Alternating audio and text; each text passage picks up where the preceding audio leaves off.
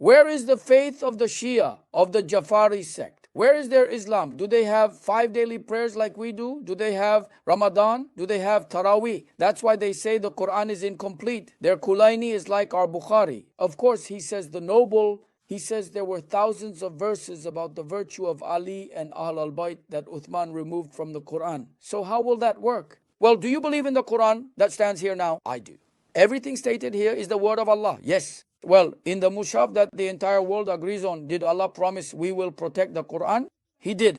Well, you are saying he could not protect it. What did Uthman do then? He says, while I did not allow the old scriptures to be altered under Allah's protection, I will not let the Qur'an be altered. I will not let it be reduced. I will preserve it. And yet they say, I believe in this Qur'an here. The promise of preservation of the Qur'an here is true. The word of Allah is true. It is stated here. And then he says, these many verses, well, what happened to them? Uthman removed them. Then what else do they claim?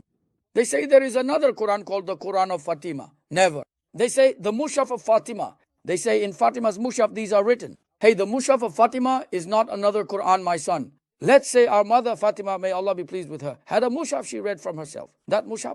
Okay, there is such a Mushaf, but how could our mother Fatima add or remove verses? And then they say our mother Fatima lived about 6 months after the death of our Prophet. That is, he said, you will be the first to join me.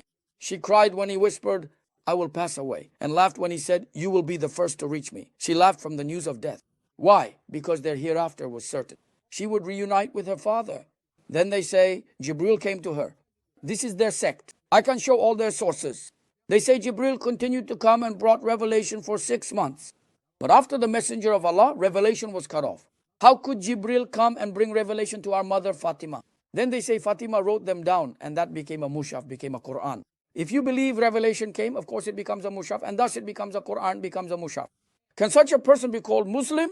Can someone who believes in this be called a Muslim? Even if they try to support their claim, the main sources are in our hands. The main sources are in our hands. What are they talking about? That's why Imam Rabbani says, it is not a trivial matter to deny or reject someone who says this. He says this will cost dearly. Why? Because rejecting the statement leads to rejecting the speaker.